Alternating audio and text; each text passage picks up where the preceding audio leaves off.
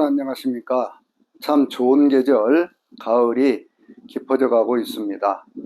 오늘도 하나님이 주시는 귀한 은혜와 사랑으로 충만하고 풍성한 좋은 하루가 되시기를 바랍니다.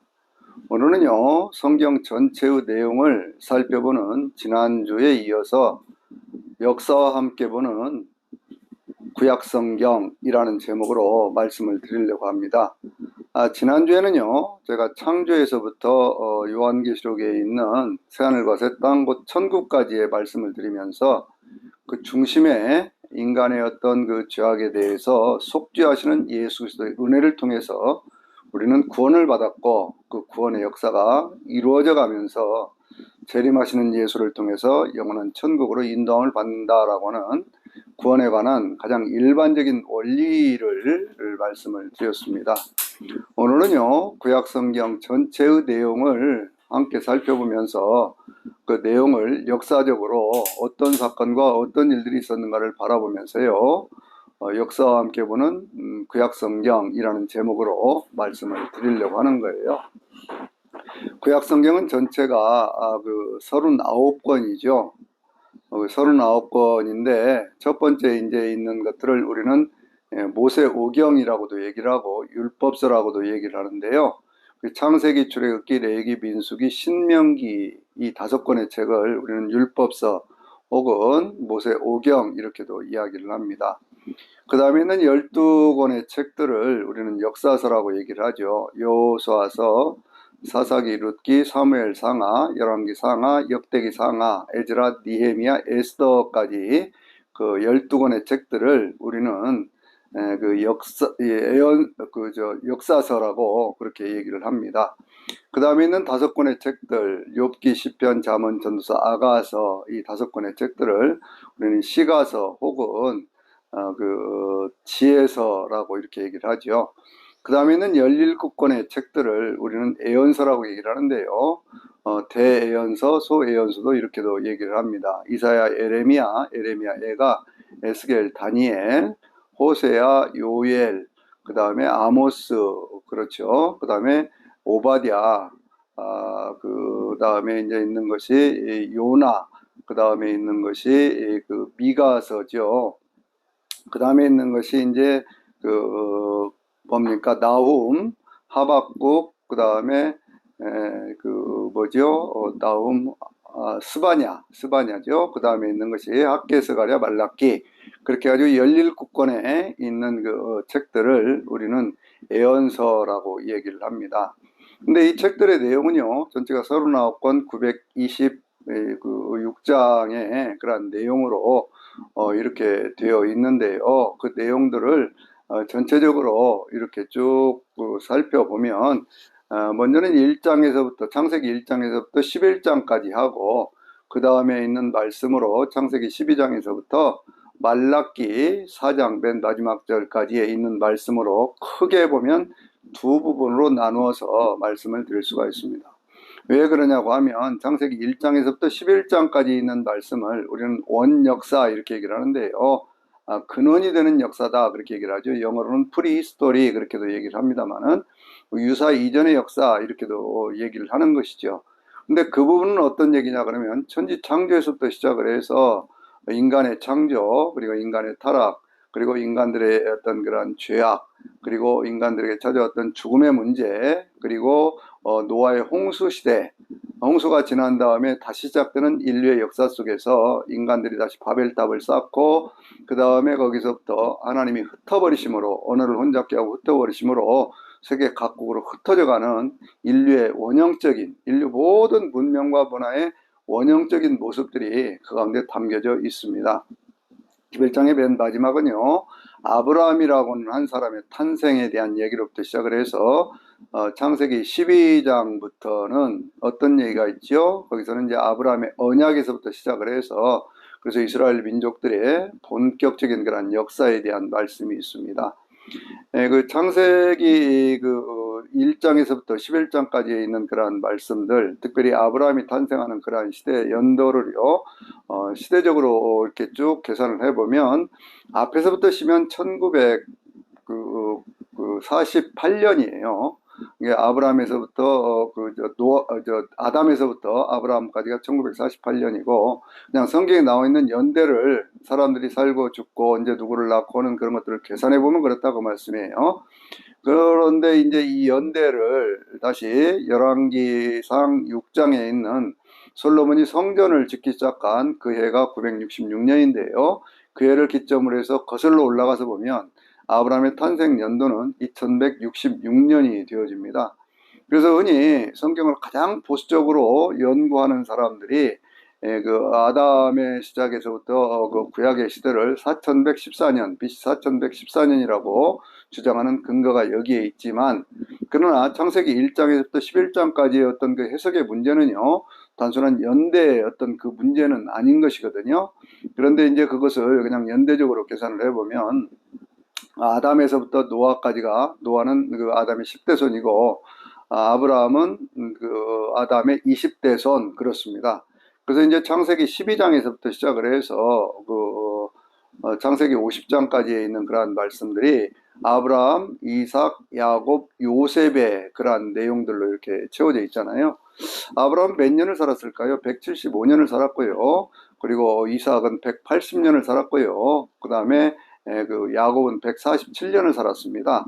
그리고 요셉은 110년을 살았는데, 이 성경을 보면 성경의 기록들이 전부가 다 어떤 선택적인 기록이다. 우리는 그걸 볼 수가 있죠. 예를 들면 아브라함의 생애에 대한 이야기가요.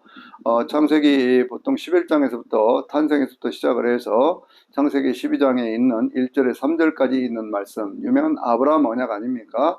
하나님께서 아브라함을 부르시면서 내 본토 친척 아비집을 떠나서 내가 너에게 보여줄 땅, 내가 지시하는 곳으로 가라고 말씀을 하시면서 내가 이 땅들을, 네가 발로 밟는 땅들을 너에게 줄 것이고 내 자손들을 크게 번창하게 해서 그렇게 함으로 해서 세상 모든 민족들이 너로 인하여 복을 받으리라, 그렇게 말씀을 하시면서 너는 복이 되리라, 그렇게 말씀을 하셨죠. 너를 축복하는 자에게는 내가 축복하고 너를 저주하는 자는 내가 저주하리라 라는 그 말씀이 성경 전체를 관통하고 있는 아브라함 언약이라고 하는 것이거든요.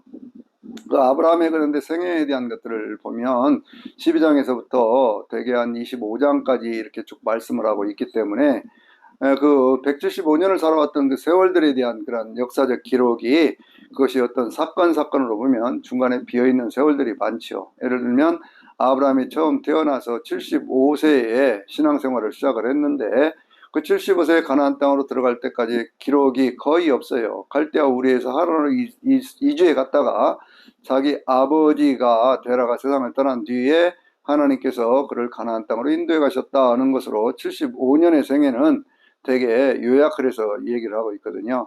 그런가 하면 이제 그 가운데도 아브라함이 그 땅에 들어가서 있었던 몇 가지 일들을 얘기를 하면서 이스마엘이 태어났던 그때 86세로부터 99세가 되던 그때까지의, 그러니까 이제 이삭이 태어날 것이다 라고 하는 것을 예고하시는 그 내용이 나올 때까지 13년의 기록도 성경에는 나와 있지 않습니다. 이런 것들은 무엇을 우리에게 얘기하고 있느냐 그러면 성경의 기록은 선택적 기록이다 라고 하는 거 우리가 꼭 기억을 해야 됩니다. 그건 어떤 사람의 생애에 대한 얘기를 할 때요, 그 사람의 생애 속에 하나님의 구원 역사 속에 의미가 있는 사건들을 중심으로 해서 기록해 놓은 것이지, 그것이 마치 일기를 쓰듯이 날마다 시간별로 날짜별로 기록해 놓은 것은 아니다 라고 하는 것들을 먼저 염두에 두어야 됩니다. 근데 성경을 읽어가는 데는요, 기본적으로 몇 가지 어떤 원칙을 가지고 성경을 읽어야 됩니다. 그것은 뭐냐면, 첫째는 역사라고 하는 것을 바탕으로 놓고 성경을 봐야 돼요. 왜 역사를 바탕으로 놓고 보느냐 그러면, 어떤 한 인물들이 살았던 그런 세월이라고 하는 것이 그냥 어느 날 뚝 떨어져서 되어진 것이 아니고 구체적으로 주어진 역사 속에서 되어진 것이기 때문에 역사를 알면 그 시대의 문화를 알고 그 시대의 풍습도 알고 그런 것 아니겠습니까? 또 역사와 더불어서 뭘 알아야 되느냐 그러면 그 인물의 살았던 시대에 일어났던 사건들, 그 사건들이 성경에는 굉장히 많이 있지 않습니까? 성경은 처음부터 사건으로부터 시작하잖아요. 태초에 하나님이 천지를 창조하시니라, 이 말씀 자체가 사건 아닙니까? 그러니까 어떤 그런 역사와 더불어서 사건을 봐야 되고요, 그 사건 속에서 어떤 인물들이 구체적으로 어떤 삶을 살았는가 라고 하는 것들을 살펴볼 수 있어야 돼요. 그 인물들은 도대체 어떤 믿음을 가졌고 어떤 생활을 했고 어떤 성공과 실패가 그 인생 가운데 있었는가라고 하는 것들을 봐야 됩니다. 또 하나 네 번째는 뭐냐면 메시지를 읽어낼 수 있어야 돼요. 그 메시지라고 하는 것은 그것을 통해서 어떤 그런 그 역사라든지 어떤 사건이라든지 인물이라든지 뭐 이런 것들을 쭉 바라보면서 그 가운데 우리에게 주는 교훈의 말씀은 과연 어디에 있는가라고 하는 것들을 바라볼 수 있어야 되지요. 가장 중요한 것 다섯 번째는 뭐냐면 그 가운데서 하나님은 어떻게 역사하고 계시고 하나님은 어떻게 말씀하고 계시고 우리의 삶을 어떻게 이끌어 가시는가라고 하는 겁니다. 성경을 읽어가면서요, 그 가운데 보이지 않는 하나님의 모습이 많이 보이거든요. 어떤 사건이 일어납니다. 한 사람의 인생의 사건인 것 같아요. 그런데 그 배후에서 하나님이 과연 어떻게 역사하고 계시는가라고 하는 것을 놓치면 성경이 우리 기독교인들에게 어떤 그런 기본적인 그 지침서, 정경, 교훈의 어떤 기준이라고 하는 신앙생활의 지침서가 되는 그런 것들을 놓칠 수가 있거든요. 그러니까 우리는 항상 기본적으로 이 다섯 가지는 꼭 기억을 해야 됩니다.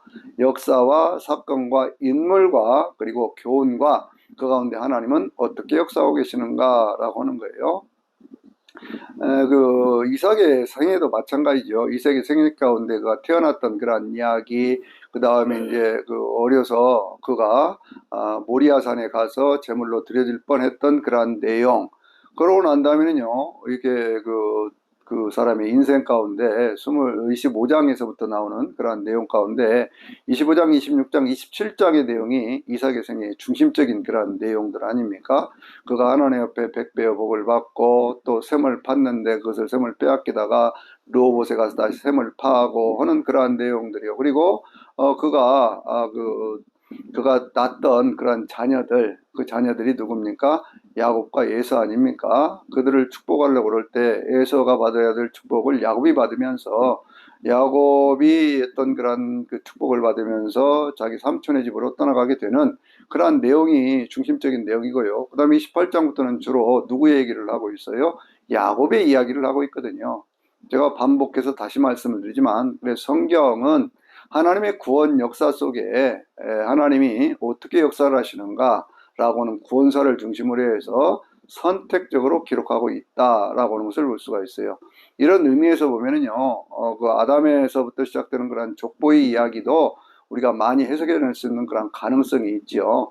4114년이라고 그러면 인류 전체의 역사, 이 지구의 역사라고 하는 것이 6000년이라고 하는 것이 되는데, 꼭 어떤 창조과학을 하는 그러한 분들 가운데 지구 나이 6천년설을 주장하는 분들이 많이 있습니다. 그러나 이것은 우리 인류의 문명과 문화가 발달을 하면서 지구의 나이가 46억 년, 그리고 그 전체 우주의 나이만 하더라도 지금 밝혀진 것으로는 138억 년 이렇게 얘기하는 거는 너무나 이렇게 차이가 나기 때문에 그래서 그와 같은 내용들이 서로 조화되지 않는 속에서 억지로 조화시키려고 할 필요가 없다고 말씀이죠. 그 중간에 그러한 사건들을 통해서 하나님이 창조하신 이 세상 가운데 인류는 어떤 모습으로 어떻게 살면서 하나님의 구원의 역사를 이루어가는가라고 하는 것들을 중심으로 성경을 읽어야 성경을 통해서 우리의 신앙생활을 바로 세워갈 수 있다 그 말씀이죠. 창세기는요, 이스라엘 백성들의 어떤 그 역사 속에서 그 야곱의 죽음과 그리고 요셉의 죽음에 대한 그런 말씀으로 그 말씀을 맺고 있습니다. 그러고 난 다음에 출애굽기로 가면요, 출애굽기 1장에서는 이스라엘 백성들이 그 애굽에서 종살이 했던 기간이 430년이거든요. 430년 역사 가운데서 350년의 역사를요, 출애굽기 1장에 요약을 하고 있어요. 놀라운 얘기 아닙니까? 한 장의 이야기인데 이스라엘 백성들이 애굽에서 애굽으로 들어가서 거기서 고센 땅에 자리를 잡고 살게 되었던 그런 과정, 그리고 그곳에서 요셉의 어떤 그런 사정, 그러니까 요셉이 그 땅의 모든 기근을 해결했던 그러한 사람 아니에요. 그런데 그것을 모르는 다른 왕조가 들어가기 시작하면서 이 이스라엘 백성들이 번성하는 것을 보고 두려워해서 그들을 핍박하기 시작하고 노예살이를 막 시키고 그러잖아요. 그래서 그들이 하나님 앞에 부르짖으면서 그렇게 하나님의 구원을 바라는 그러한 모습이 그 350년의 역사가요, 그 가운데 다 담겨져 있어요. 그러면 그 출애굽기 2장과 3장에서는 몇 년의 역사가 있을까요? 그것은 모세의 탄생에서부터 시작을 해서 이스라엘 백성들의 어떤 그러한 삶을 인도해 가시려고 하는 하나님의 구원 계획이 그것이 나타나고 있거든요. 그러니까 이제 그 3장과 4장 그를 보면 3장을 보면 이제 모세가 하나님을 만나고 하나님을 만나면서 애굽 땅으로 들어가면서 그러면서 이스라엘 백성들을 구원해내려고 하는 그 80년의 역사가 2장과 3장에 거기에 기록되어 있다 이렇게 볼 수가 있습니다.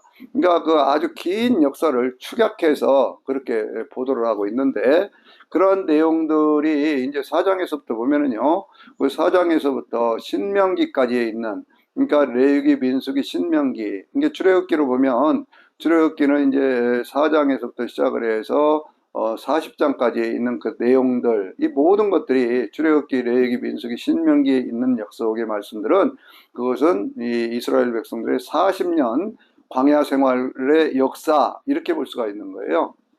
그 광야 생활의 역사 가운데 주로 많은 내용을 담고 있는 것이 뭐냐면 그 2년의 역사거든요. 출애굽을 한 뒤에 이스라엘 백성들이 하나님의 은혜 가운데 출애굽을 합니다. 애굽에서 벗어나서 하나님의 은혜 가운데 홍해를 건너가고 시내산에 도착하는 데까지가 2달 걸렸어요. 그리고 2달이 지난 다음에 거기에서 2년간을 머물면서 거기에서 그들이 성막을 짓고 이스라엘 백성들이 군대 조직과 같은 것들로 새로 조직을 하고 하나님의 율법을 받습니다. 10계명과 그리고 여러 가지 계명들, 그리고 성결법, 정결법, 또 어떤 그런 뭡니까 제사법 이런 것들에 대해서 하나님께로 그 구체적인 법을 받는 거예요. 그러한 내용을 받는 것이 뭐냐면 바로 이제 레위기에 있는 그런 말씀이죠. 출애굽기와 레위기에 있는 말씀인데요. 출애굽기를 통해서 하나님은 뭘 말씀하시느냐 그러면 중심되는 그러한 이야기는 이스라엘 백성들이 출애굽기 19장에서 시내산에서 하나님의 계명을 받고 하나님과의 언약을 맺어서 제사장 민족이 되는 그 내용이 나와 있습니다. 그러니까 우리가 구약을 얘기를 할 때요, 구약은 율법 그렇게 얘기를 하고 신약은 복음 그렇게 얘기를 하는데 율법이라고 얘기를 할 때 그 율법의 언약을 언제 어떻게 맺었느냐라고 얘기를 하는 것, 그러니까 그것을 언약 그렇게 얘기를 하죠. 그런데 이제 신약에서는 누가복음 22장 20절에서 그것을 새 언약 이렇게 얘기를 하지 않습니까? 그러니까 언약이 율법이고 새 언약이 이 복음인데 둘 다 피를 통해서 맺는 언약이라고 하는 거예요. 왜냐하면 피 속에 생명이 있기 때문에 이스라엘 백성들, 특별히 아담의 죄의 문제를 해결하기 위해서는 피 뿌림이 없으면 죄사함이 없다고 하는 그런 말씀처럼 그런 언약을 맺으면서 이스라엘 백성들이 그 하나님의 백성이 되는 거예요. 그러니까 구약 전체의 이야기는 어떤 내용일까요? 한 사람 아브라함으로부터 창세기 12장에서부터 아브라함으로부터 시작을 해서 한 민족을 이루어가는 이스라엘 민족들을 통해서 하나님은 인류 구원의 역사를 어떻게 이끌어 가시는가, 예수 그리스도가 오시기 전까지 어떤 역사가 어떻게 이루어져 가는가라고 하는 것들을 쭉 보여주는 것이 바로 구약 성경의 내용이라고 하는 것입니다. 출애굽기에 있는 그런 말씀에 하나님께서 그 율법을 주신 다음에 그들에게 성막을 만들게 하셔요. 오늘 성막을 만들게 하시는데 성막이라는 건 뭐냐 그러면 하나님을 만나는 장소, 회막이라고도 얘기를 하죠. 근데 그 크기가 얼만큼이냐 그러면요, 그것이 길이로 보면은 100규빗, 그 앞에 전면으로 보면 50규빗 그렇거든요. 그러니까 우리 치수로 보면 되게 25m, 50m 그런 거예요.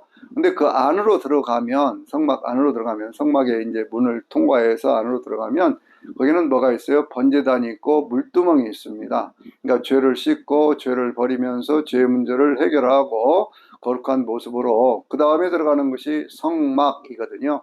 근데 구체적인 그 성막의 내용은 뭐냐면 성소와 지성소로 나누어져 있는데 이 성소와 지성소는 전체가 한 30규빗 정도가 됩니다. 30규빗은 몇 미터예요? 한 15m 정도 되죠. 그러니까 지성소가 10규빗, 그러니까 5m 정도 되고요.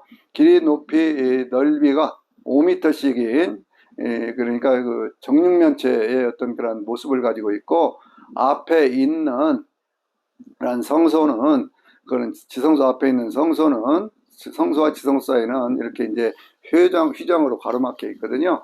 근데 그것은 얼마냐 그러면 전체적인 길이는 20규빗, 넓이는 10규빗, 그리고 높이도 10규빗, 뭐 이런 식으로 돼 있어요. 그 안에 들어가면 뭐가 있어요? 한쪽에는 등대가 있고 그 맞은편에는 떡상이 있습니다. 그리고 성막 그 지성소 안으로 들어가는 그 앞에는요, 거기에는 분향단이 있어요. 그래서 그것은 뭘 얘기하는 거냐? 하나님의 은혜로 산다고 하는 것은 세상 가운데 빛된 생활을 하면서 하나님의 말씀으로 은혜를 받고 그리고 하나님 앞에 기도함으로 응답받는 그러한 삶의 모습들을 우리에게 보여주고 있는 것이죠. 1년에 한 번씩 들어가서 모든 사람들의 죄의 문제를 해결하는 대속죄일에 대한 그런 이야기가 레위기 16장에 있는데요. 그날에 이제 피를 가지고 들어가서 피를 뿌림으로 해서 대제사장과 모든 백성들의 죄를 사하는 의식을 하는데 그곳을 가리켜서 우리는 지성소라 그렇게 얘기를 하는 겁니다. 지성소에는 이게 이제 그 전체 크기가 얼마냐면 그 길이로 보면 한 5규빗, 높이로 보면 한 3규빗 정도 되는 그러한 언약궤가 있어요. 언약궤 양쪽 위에는 이렇게 날개가 있는데 그 그룹이라고 하는 천사들의 모형을 이렇게 만들어 놓은 그 모양이 있고 그리고 그 안에는요. 하나님의 율법에 그 두돌판, 그러니까 십계명을 새긴 두돌판이 있고 원래는 아론의 쌍난 지팡이하고 만나가는 그 위에 두라고 그랬는데 이스라엘 백성들이 계속 이동을 하다 보니까 그 안에다 넣었어요. 그래서 만나가려고 아론의 쌍난 지팡이가 거기에 있어서 그것을 보존하는 그런 모습이 가운데 담겨져 있습니다. 이스라엘 백성들은요, 불기둥과 구름기둥으로 인도하시는 그 하나님의 역사를 지성소에 늘 임하시는 그 하나님의 임재하신 모습을 보면서 사흘 앞길 행하시면서 그들의 살 길, 갈 길을 찾아주시는 하나님의 은혜 가운데 광야를 지나가는 그 모습들을 우리가 볼 수가 있어요. 이 성막의 모습은 나중에 무엇으로 발전해 가느냐 그러면 솔로몬 시대에 짓는 성전이라고 하는 것으로 그것이 발전해 가고 그것이 포로 생활에서 다시 돌아와서 스룹바벨 성전이라는 것을 짓고 그 다음에 이제 헤롯이라고 하는 사람이 그 성전을 수축하면서 그렇게 짓던 헤롯 성전으로까지 발전해 가는데 정말 아이러니컬한 것은 뭐냐면요. 그들이 AD 64년까지 그 성전을 계속 보수해 가면서 그렇게 했거든요. 그런데 이제 AD 66년에서 70년까지 있던 유대전쟁을 통해서 로마의 장군이었던 디도에서 성전이 완전히 파괴가 되는 그러한 모습들을 우리가 보게 되어집니다. 하나님을 만나는 그러한 모습들이, 그래서 신약시대에는 뭐라고 얘기를 합니까? 사도 바울이 너희 몸이 하나님의 성전인 것을 알지 못하느냐 이렇게 말씀을 하고 너희 몸은 그리스도의 피로 값주고 사신 하나님의 성전이다 이렇게 말씀을 하는 거예요. 성령님은 우리 안에 오셔서 우리가 늘 주의 성전 되어 살 수 있도록 우리의 영혼을 구원하시는 하나님의 은혜의 역사는요, 천국 가는 그날까지 이어져 간다 라고 하는 것을 구약시대에 모형적으로 보여준 것이 성막이고 성전이라고 하는 것이거든요. 그런데 이제 그런 말씀들 속에서 하나님이 주시는 어떤 그러한 내용이 성막을 짓고 하는 그러한 내용들이 출애굽기 전체의 어떤 그러한 내용을 차지하고 있다고 하면 그것이 거의 2년의 역사예요. 그리고 이제 레위기는 제사법이라든지 하나님 앞에 어떻게 제사를 드릴 것이냐, 어떤 문제가 있을 때는 어떻게 제사를 드릴 것이냐, 그래서 번제라든지 화목제라든지 속죄제, 속건제, 그런 또 그 하나님 앞에 감사 예배를 드리는 소제와 같은 5가지 제사법, 그리고 이제 불로 태워서 드리는 화제라든지 뭐 요제라든지 전제라든지 혹은 뭐 그런 것들, 그러니까 흔들어서 드리기도 하고 들어서 드리기 거제라든지 이렇게 들어서 드리기도 하고 하는 그런 4가지 제사의 방법, 이런 것들을 쭉 가르쳐 주신 다음에 대속죄에 대한 이야기, 제사장을 세우는 내용, 그리고 이제 생활 속에서 있는 성결의 문제, 그리고 하나님 앞에 드리는 어떤 그런 절기, 11조에 대한 내용들까지 쭉 레위기에서 말씀을 하시고, 민수기를 보면은요, 이스라엘 백성들이 전체적으로 군대 조직으로 이렇게 만들어요. 성막이 이렇게 출발을 할 때 자리를 잡고 있으면요, 성막을 중심으로 해서 각각 2000규빗을 뛰게 되어 있습니다. 그러니까 한 1000m, 1km 정도를 뛰어요. 그러니까 그 중간에는 누가 있느냐? 그러면 레위인들이 자리를 잡고 유다 지파를 선봉으로 해서 세 지파가 있고요. 그러니까 앞에 세 지파, 양쪽 옆으로 세 지파씩, 그리고 맨 뒤에 세 지파, 그렇게 하고 12지파가 이렇게 쭉 행진해가는 그런 모습들을 보여줍니다. 그 군대의 어떤 그런 숫자들, 조직하는 것, 이런 것들을 보여주고 있는데 그 조직과 함께 뭘 하느냐 그러면 이스라엘 백성들이 성막 봉헌식을 하는 그런 내용이요. 민수기 8장과 9장에 나와 있어요. 성막 봉헌식에 대한 그런 내용을 간략하게 얘기하고 있는 것이 출애굽기 40장이라고 하면 그러면 이제 민수기에서 그 8장과 9장에 대한 내용도 그러한 내용입니다. 그런데 이스라엘 백성들이 그것을 그렇게 하나님의 봉헌을 하고 난 다음에 그 다음에 이제 모세의 어떤 그러한 그 지도력에 대해서 한번 도전을 했다가 거기에서 이제 다시 거기서 좀 지체를 하고 가데스 바네아라고 하는 것을 통해서 가나안 땅으로 들어가려고 하는데 그때 12명의 정탐꾼을 뽑았죠. 그게 이제 민수기 13장의 얘기거든요. 그런데 12명의 정탐꾼이 40일간 들어가서 지도를 그려와라 그렇게 얘기를 했는데 그들이 거기에 가가지고요 오히려 낙심을 하고 오잖아요.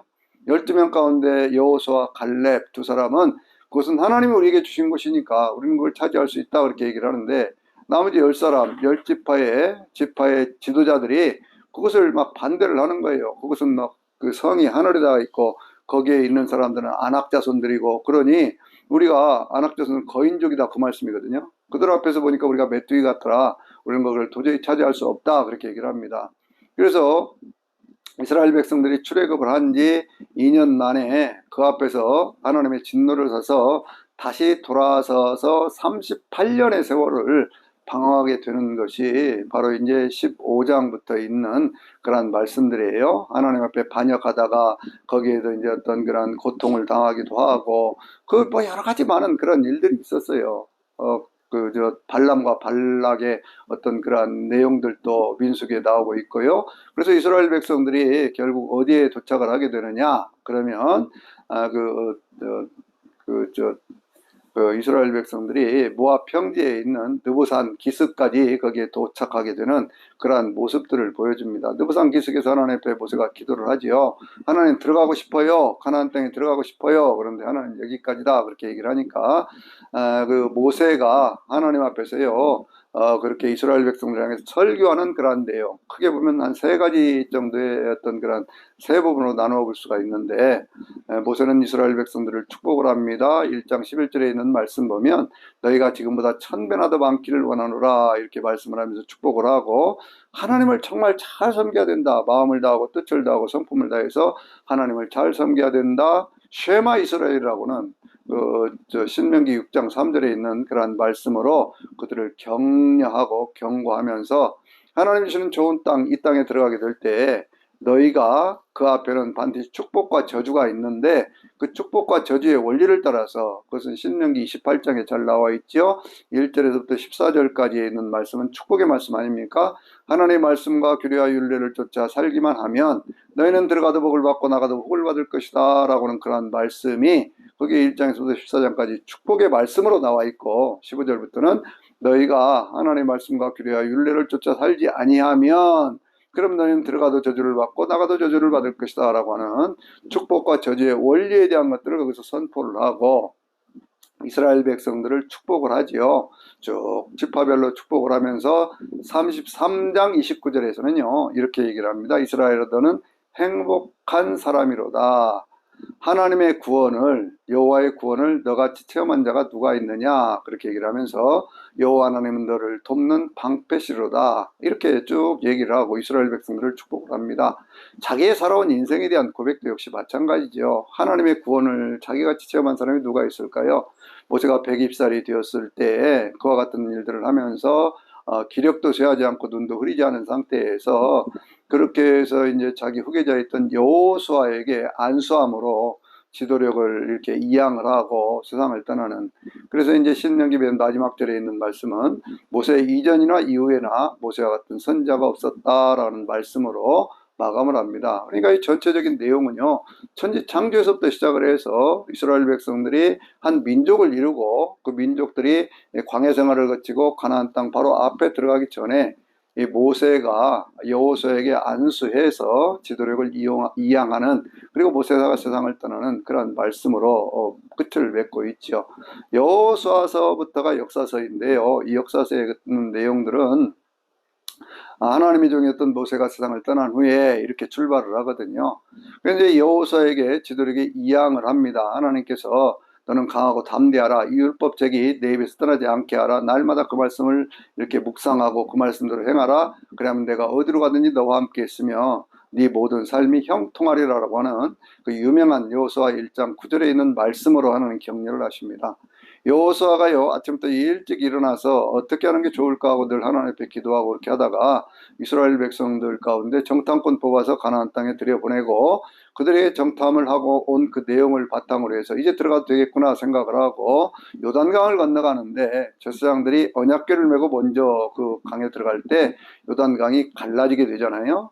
물이 위에서 오던 것이 딱 멈추고 밑으로 오는 물은 그냥 그것이 쭉 흘러가 버려서 마른 땅이 드러나게 됩니다.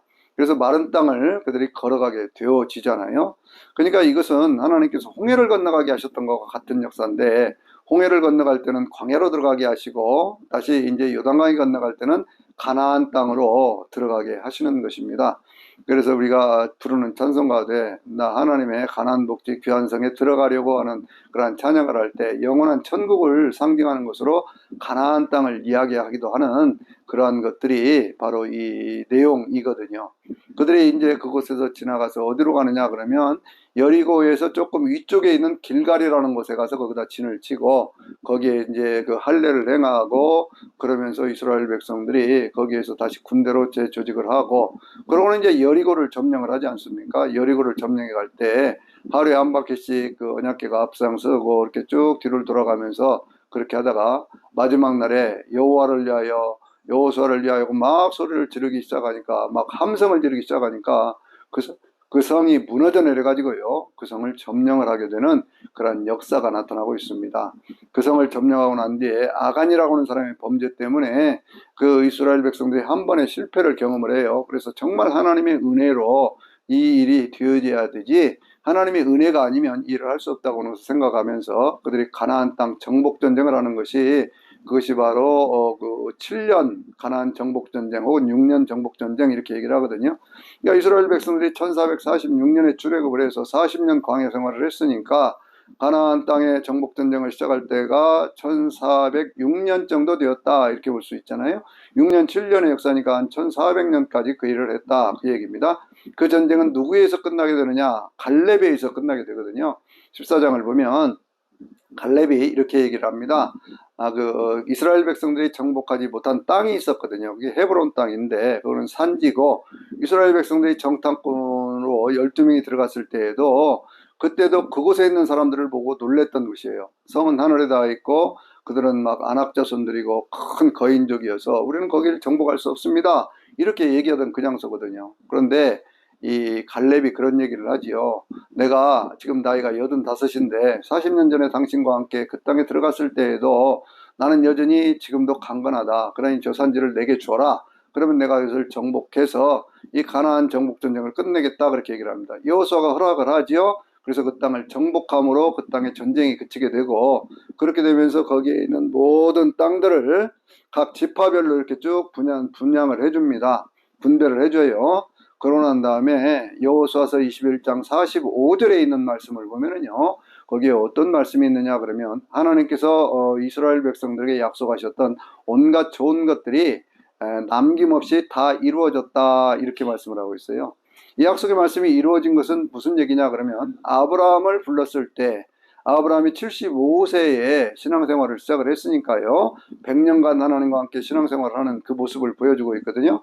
이게 그때로부터 쭉 연대를 계산을 해보면 그것이 이제 이스라엘 백성들이 아브라함, 이삭, 야곱의 시대에 한 220년 그리고 이 사람들이 뭐 광야 생활 그 종살이 하던 거 430년 그리고 뭡니까 또한 40년 광야 생활 뭐 7년간 어떤 그런 것들 세어보면 그것이 거의 700년 세월이 지나가는 거예요. 700년의 세월. 그러니까 하나님께서 한번 약속하셨던 아브라함에 약속하셨던 그 약속이 700년 뒤에 이스라엘 백성들에게 하나도 남김없이 다 이루어졌다. 이렇게 고백을 하는 그 역사로 나타나는 것이거든요. 인간의 삶이라고는 유한한 것입니다. 그동안에 얼마나 많은 사람들이 살았을까요?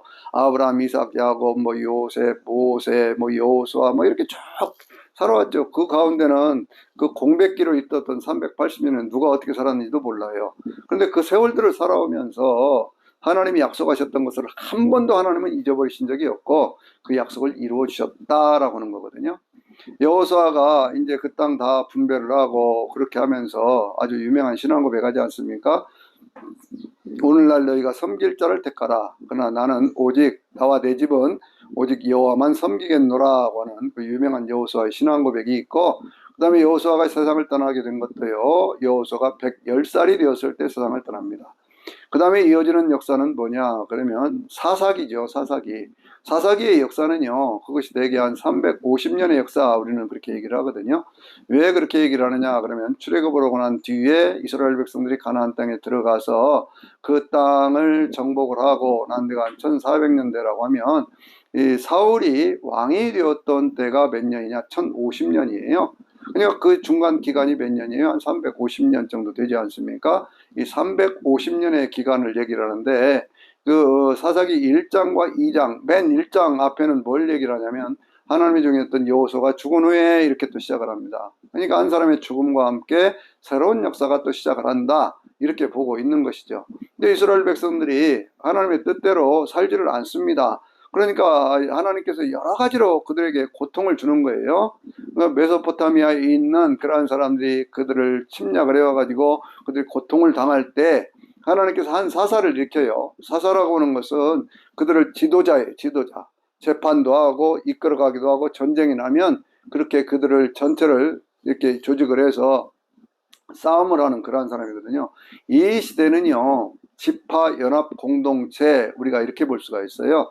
한 왕조가 아니고, 왕조가 되기 전에 부족 지파들이 연합해서 모여지는, 맨 처음에 세워지는 사사가 누구냐면 운니엘이라고 하는 그런 사사거든요.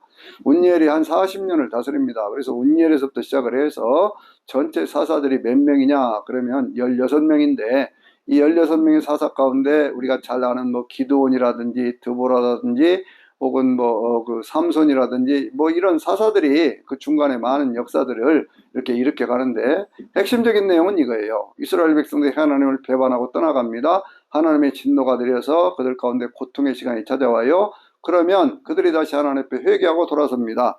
그때 하나님께서 한 사람을 일으켜서 그들을 구원하게 하시는데, 그게 바로 사사라고 하는 거예요. 그러니까 인간이라고 하는 존재는 끊임없이 하나님을 떠나요. 성경을 보면 그들이 가나안 땅에 정착을 하되 아직 정복하지 못한 그러한 사람도 있었거든요. 전체 땅을 다 정복한 건 아닙니다. 그래서 그들이 그 가나안 땅에서 섬기던 바알이라든지 아세라라든지 이런 것들을 섬기면서 그 혈통적으로도 그들과 서로 결혼을 하고 막 그런 일들이 생겨나는 거예요. 그러다 보니까 이제 온 나라가 영적으로 타락을 하고 그렇게 되면 하나님께서 한 사람 한 사람을 일으켜서 그들을 구원해가는 그러한 역사가 이루어지게 되는 것이죠. 사사시대가 끝나고 났을 때 그 소설과 같은 한 책이 등장을 하는데, 그것이 룻기라고 얘기를 합니다. 룻기는 어떤 배경을 가지고 있느냐 그러면, 다윗이라고 하는 인물이 어떻게 해서 태어나게 되었는가라고 하는 것을 가르쳐 주는 거예요. 그러니까 그 한 사람, 그 엘리멜렉이라고 하는 사람하고 또 그 나옴이라고 하는 그 여인의 어떤 결혼에서부터 시작을 해서, 룻이라는 여인은 모압 여인인데요, 이 여인의 믿음의 결단을 통해서 하나님을 섬김으로 해서 보아스라는 남자를 만나가지고 결혼하고 그 집안에서 바로 그 다윗이 태어나게 되었다라고 하는 그것을 말씀하고 있는 것이 바로 바로 이것이 이제 룻기거든요. 룻기를 지나가면요, 사무엘 상하에 있는 그러한 말씀이 나오는데, 사무엘 상하에 있는 그러한 말씀들은 어떤 내용일까요? 마지막 사사였던 엘리, 그리고 사무엘이 마지막 사사거든요. 16명의 사사들 가운데 맨 마지막 사사가 사무엘인데, 엘리는 굉장히 나이가 들고 타락한 어떤 그러한 제사장의 전형적인 모습으로 그렇게 나오는데, 사무엘은 하나님 앞에서 성실하고 정직했던 그러한 사사로 이렇게 쓰임을 받잖아요. 사무엘이 뭐라고까지 얘기를 합니까? 나는 너희를 위해서 기도를 쉬는 죄를 범하지 않겠다라고까지 이야기를 합니다. 그런데 이제 사무엘도 나이가 들고 늙으니까 그 아들들을 사사로 세웠더니 그들이 제대로 하지를 않고 맨날 못된 짓만 하는 거예요. 그러니까 이스라엘 백성들이 견딜 수가 없으니까 우리도 왕을 세워주시오라고는 그러한 요구를 합니다. 사무엘이 하나님 앞에 기도하니까 그들에게 왕을 세워주되, 그들이 이제 그 왕을 세웠을 때 있을 수 있는 그러한 그 어려움이라고 하는 것들을 미리 가르쳐 줘야 된다, 그렇게 다 얘기를 했습니다. 왕을 세우게 되면 세금도 많을 것이고 너희들을 노예로 부릴 것이고 여러 가지 얘기들 하는데도 이스라엘 백성들이 아니요, 그래도 우리는 왕이 있어야 되겠습니다, 그렇게 해가지고 선택받은 사람이 바로 베냐민 지파에 있던 사울이라고 하는 사람인데요. 이 사울이라는 사람이 처음에는 아주 겸손하게 하나님을 잘 섬기던 그러한 사람이죠. 하나님의 영으로 충만했습니다. 그가 왕이 되었을 때 나이가 몇 살이냐? 그러면 사무엘상 13장에 있는 말씀을 보면요, 나이가 40세였다 그렇게 얘기를 합니다. 사울이 40년, 다윗 40년, 솔로몬이 40년 세월들을 왕이 되어서 통치를 하거든요. 사울은 여러 가지 많은 일들을 했지만 그 가운데 하나님의 말씀에 순종하지 않다가 버림을 받는 그러한 모습으로 나와서 사무엘상의 맨 마지막이 사울이 전쟁터에서 죽임을 당하는 그러한 모습을 우리에게 보여주고 있습니다. 사무엘하 전체는요, 다윗이 왕이 되는 이야기부터 시작을 합니다. 다윗은 헤브론에서부터 유대 지파의 그 사람들이 장로들이 와서 왕이 되어달라 그렇게 얘기를 하니까 거기에 가서 이제 왕이 되는데요. 이 헤브론 지역에서 7년간 왕노릇을 하고 다시 이제 북쪽 이스라엘과 7년간 그러니까 분단된 상태로 있었던 것이죠. 그런데 이제 거기에서 다시 통합을 해서 북쪽 이스라엘과 남쪽 유다의 왕이 되어가지고 예루살렘을 점령을 하면서 그 온 이스라엘 땅에 왕이 되는 그러한 역사를 이루어가게 됩니다. 왕이 되면서 다윗은 하나님의 성막에 있었던 그러한 언약궤가 블레셋 때 빼앗겼다가 엘리 때 빼앗겼다가 그렇게 이제 오벳 에돔이라고 하는 사람의 집회도 있고 뭐 여러 가지 어떤 그런 일들이 있었는데 그것을 보면서요 그 언약궤를 다시 예루살렘 성으로 모셔드리는 그러한 일들을 하거든요. 그리고 성전을 지어야 되겠다는 마음을 먹기를 시작을 합니다. 왜냐하면 길갈이라고 하는 곳 혹은 뭐 저기 세겜이라고 하는 곳 베델이라고 하는 곳 이 여러 곳을 다니면서 사무엘이 이렇게 하나님 앞에서 그 사사의 역할을 했지만 그러나 성막이 있던 곳과 그 언약궤가 있던 곳이 거리가 떨어져 있었기 때문에 언약궤를 예루살렘으로 모셔 들으면서 하나님의 그 성전을 지어야 되겠다는 그런 마음을 먹어요. 그런데 그 하나님의 성전을 짓는 것을 하나님이 허락하시지 않죠. 그래서 다윗에게 주셨던 그 언약의 말씀이 사무엘하 7장에 있는 말씀이에요. 하나님의 성전을 짓겠습니다. 그러니까 나는 피가 많이 묻어서 그게 안 된다. 그러나 네 아들이 그걸 질 것이다 라고 말씀을 하면서 네 자손 대대로 왕이 태어나게 될 것이다고 하는 그런 말씀을 하지요. 그러니까 다윗이 그 말씀에 하나님 나에게 내가 무엇이 간데 이와 같은 은혜를 주셨습니까? 그런데 이와 같은 은혜 속에서 하나님 제가 정말 바라고 원하는 것은 하나님의 약속의 말씀대로 이루어 주시옵소서. 그것을 우리가 다윗 언약 그렇게 얘기를 하는 거예요. 그러니까 우리가 신약 성경을 보면 마태복음 1장에 뭐라고 얘기를 합니까? 아브라함과 다윗 자손 예수 그리스도의 족보라 이렇게 얘기를 하잖아요. 그러니까 창세기 12장에 있던 그 아브라함의 언약 그리고 사무엘하 7장에 있는 다윗의 언약 이 모든 것들이 그렇게 해서 모아지면서 그것이 여자의 우선이라고 창세기 3장 15절에서 말씀했던 예수 그리스도를 통해서 이루어졌다라고 하는 것들을 우리에게 보여주고 있는 것입니다. 다윗의 인생의 최고의 전성기가 언제냐 그러면 사무엘하 8장과 9장이에요. 그때는 다윗에게 하나님이 함께 하심으로 모든 일이 형통하는 그러한 모습으로 나와요. 그런데 그렇게 형통하고 번성하고 번창하다 보니까 다윗이 교만해졌습니다. 전쟁이 모압과 하고 있는 중에 예루살렘에 자다가 그러다가 이제 바세바라고 하는 여인을 봤는데 거기에 욕정에 이끌려가지고 죄를 짓고 그러면서 그 죄 지은 것을 가리려고 그 우리야라고 하는 바세바의 남편을 불러들여서 죽이는 일들이 있잖아요. 그러면서 그 일 때문에 다윗이 급속하게 고통을 당하는 것, 그 아들들의 어떤 그런 서로 간에 죽고 죽이는 것, 그리고 그 아들의 어떤 그런 그 압살롬이라고 하는 그런 아들이 반란을 일으켜가지고 거기에 고통을 당하는 이야기, 많은 이야기들이 그 뒤에 쭉 이어져 가는 것을 볼 수가 있어요. 우리가 늘 생각해야 되죠. 내 자신이 인생이 성공했다고 그럴 때가 뭔가 교만하려고 그럴 때가 그때가 제일 위험한 때 아닙니까? 그래서 성경은 선줄로 아는 사람은 넘어질까 조심하라 그렇게 말씀하고 있는 거예요. 다윗생의 어떤 그러한 일들이 있지만 다윗이 사무엘의 어떤 그런 살아있던 그런 시절을 다 넘어서서 또 그 마지막 때까지는 그 삶에 성공하는 모습을 보여주는데 너무너무 성공하다 보니까요. 사무엘하 맨 마지막 장에는 어떤 일이 있느냐 그러면 군대를 씌어요. 군대를 쭉 씁니다. 거기에 있던 장군들이 그거 하실 필요 없는데요. 뭐 때문에 군대를 씁니까? 하나님이 다 해주신 건데요. 라고 얘기를 하는데도 군대를 쉬다가 그것이 죄가 되어서 하나님 앞에 죄가 되어서 그들 가운데 전염병이 생기게 되고 많은 사람이 죽게 되었을 때 그래서 오르난의 타작마당이라는 곳을 사서 그것이 어디냐면 바로 하나님의 성전이 세워졌던 성전산 아브라함이 이삭을 제물로 드리려고 했던 바로 그 모리아산이거든요. 거기에 성전들을 사서 그것이 나중에 성전을 짓게 되는 그런 모습을 우리가 볼 수 있거든요. 이제 사무엘의 어떤 그런 사무엘 상하의 역사가 끝나고 나면 열왕기의 시대가 시작이 되는데 열왕기의 시대는 어떤 시대일까요? 그래서 이제 그 다윗의 죽음이라고 하는 것부터 출발을 합니다. 다윗이 연약해졌어요. 30살에 왕이 되어갖고 3년을 헤브론에서 또 33년을 예루살렘에서 왕노릇을 했는데 그 왕노릇을 하면서 40년 세월을 보내면서 했는데 다윗이 늙었습니다. 근데 쇠약해졌다는 것이 나이로 보면 70살밖에 안 됐던 때거든요. 근데 너무 쇠약해져 가지고 그 젊은 여인 아비삭이라는 여인을 품에 끼고 자면서도 체온을 덮여보려고 하지만 그거 안 되죠. 죽으려고 그러니까 그 아들들 가운데 저 왕이 다툼이 생기잖아요. 그래가지고 이제 그 솔로몬이 그 왕이 다툼에서 승리를 해가지고 왕권을 든든하게 하는 그러한 모습이 그렇게 드러나게 됩니다. 그래서 솔로몬이 이제 왕이 되어갖고 든든하게 왕이 되었을 때가 언제냐면 970년이에요. 그러니까 이제 1010년에 다윗이 왕이 되었다가 970년이 되었으니까 그때가 벌써 한 40년 지났지 않습니까? 그리고 이제 열왕기상 6장을 보면 6장 1절에 있는 말씀이면요.